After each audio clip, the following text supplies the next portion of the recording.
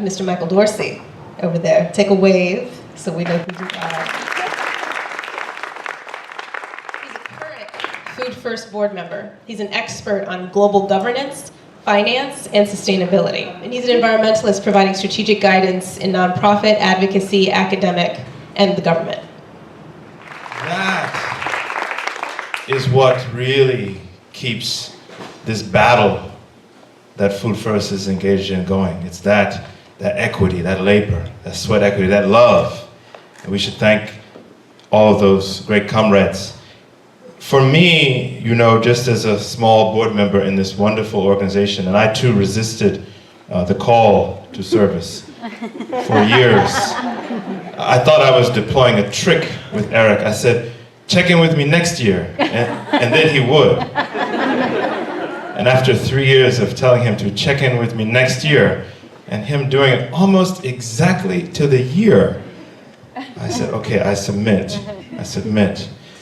But I want to talk briefly about the thing that encouraged me to submit.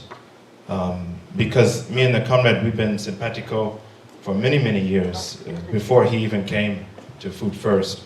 But I want to talk about that thing. But before I do, I guess I want to highlight what I think is really the thing that this organization does so well. And Frankie pointed it out. She didn't call it this, but this is how I think of it. Food First is driving the struggle against truth decay. The struggle against truth decay, right? It's an important struggle, right? Because we live in times, kakistocratic times.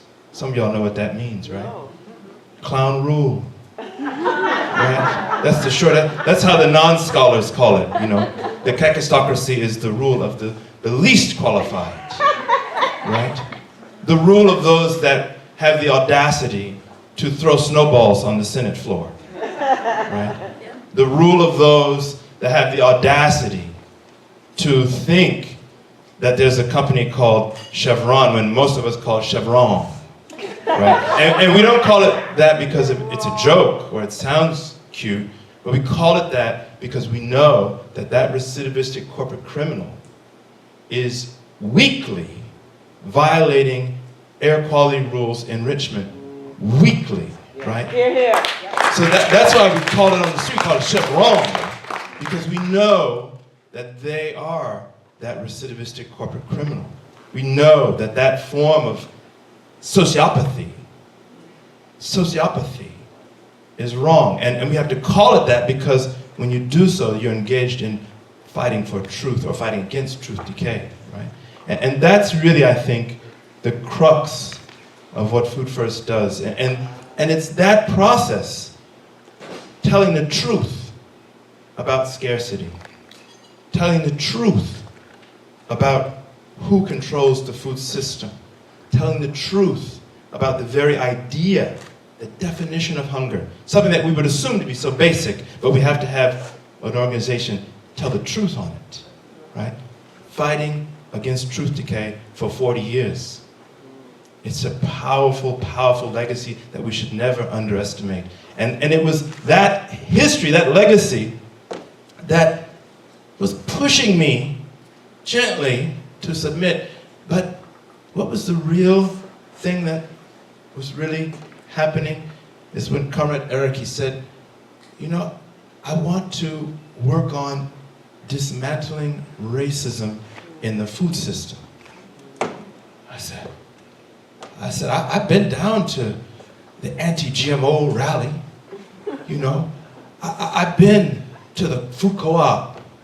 You know, I've been in the battle where some of us had a special issue of the ecologists, that Monsanto sicked lawyers on us, you know, to can the issue.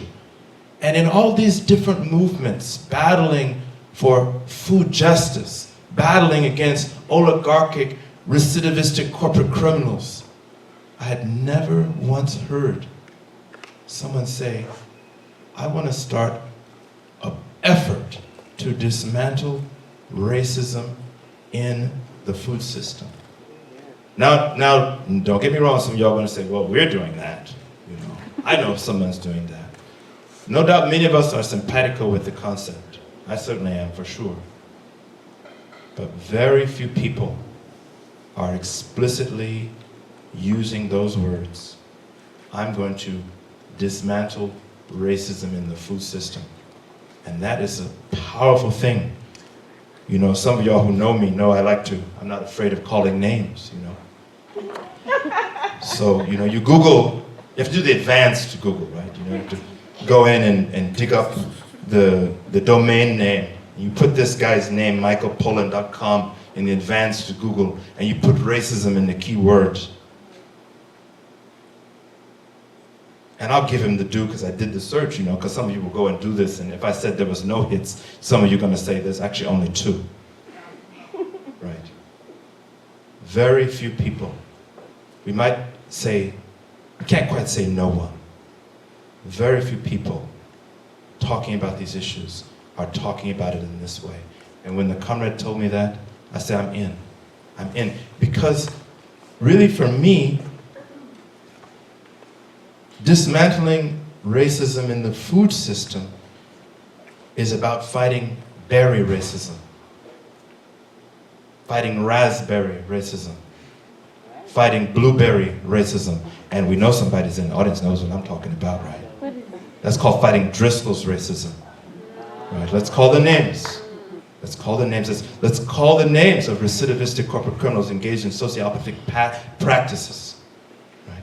You can't be afraid. You can't stand up here with these comrades and be afraid to call the names. Right? And that's no easy walk. It's a tough walk. It's a hard walk. But it's the kind of thing that I think more of us need to be with, more of us need to stand with. It takes courage. And by the way, it's not the same walk as being about fighting for food justice. It certainly includes that. But it's a tougher walk to talk honestly, to use the word racism, and to make a commitment to dismantling it in the food system in particular. And so I want to encourage you to stick with us, to stick with Food First. Not only do I want to thank the staff that I did at the beginning, but I want to thank all of you for being with us on this march, this real hard march to fight against truth decay and stand for justice, continue to explode myths and inspire change. Because it's in these kakistocratic times when that is in short supply, myth busting and inspiring change. And it's really a pleasure to be with a august group of folks doing that and delivering on that. Thank you.